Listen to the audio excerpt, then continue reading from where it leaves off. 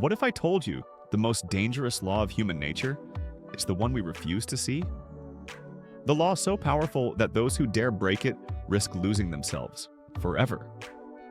Carl Jung, one of the greatest minds in psychology, discovered a truth so unsettling, even the most awakened of us tremble at the thought of it. This isn't just another self-help concept. This is a revelation that could shatter everything you thought you knew about yourself. And if you're unaware, it might already have you in chains. So, what is this forbidden law? And why is it that those who truly wake up dare not break it? Stay with me, because once you hear this truth, there's no going back.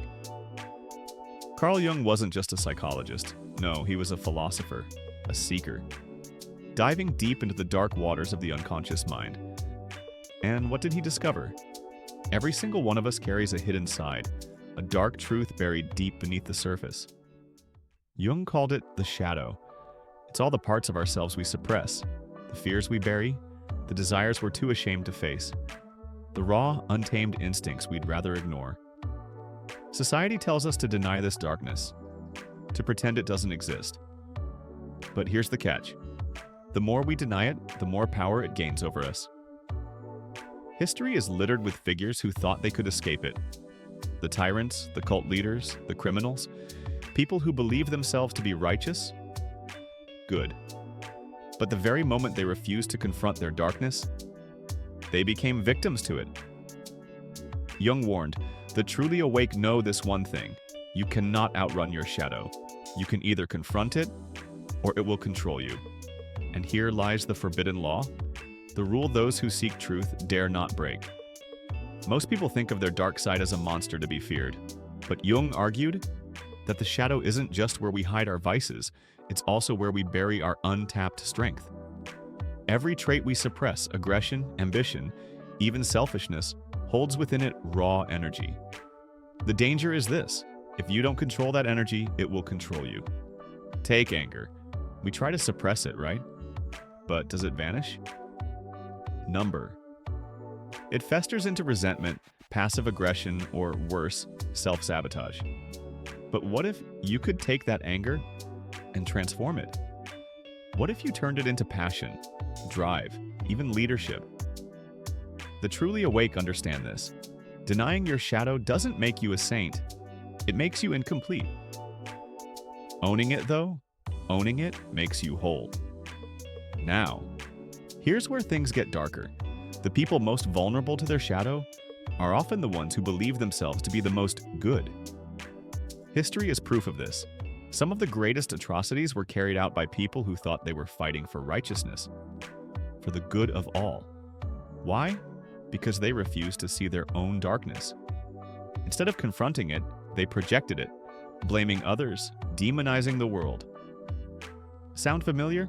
Look at social media today. The louder someone condemns others, the less they'll confront their own shadows. Jung called this the projection of the shadow, and it's everywhere. The truly awake know this. The moment you believe you are purely good is the moment you blind yourself to the darkness within.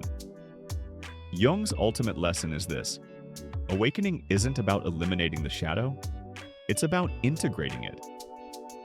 Think about the figures we admire. People like Marcus Aurelius, Bruce Lee, even Jung himself. What do they all have in common? They didn't try to rid themselves of aggression, fear, or ego. They mastered it. True strength isn't in denial, it's in integration. The forbidden law is clear: reject a part of yourself, and it will come back to haunt you. The only way forward is to embrace the whole truth, light and dark. Jung called this process individuation, the path to true self-awareness. But here's the catch: it only happens when you integrate the parts of yourself that make you most uncomfortable. What parts of yourself have you ignored? What desires, ambitions, or traits have you pushed down because society told you they were wrong? Many suppress their leadership, their assertiveness, even their ambition, out of fear of rejection. But Jung knew these suppressed traits are often the very key to personal growth. Why don't more people face their shadow? Simple. Fear. We avoid our darkness because we're terrified of what we might find. But here's the truth. The more you fear your shadow, the more it controls you. The truly awake, they push past that fear. They embrace their full selves, flaws, darkness, and all. So, how do you integrate your shadow? How do you avoid becoming a victim to the law Jung warned about? Here are 5 powerful steps to start with. Write down the thoughts you're afraid to admit, the emotions you suppress, the desires you pretend aren't there. Don't judge them, just observe. The first step is acknowledging your shadow. Ever notice how certain people really get under your skin? That irritation? It's no accident. Jung believed the things that trigger us in others are often reflections of what we deny in ourselves.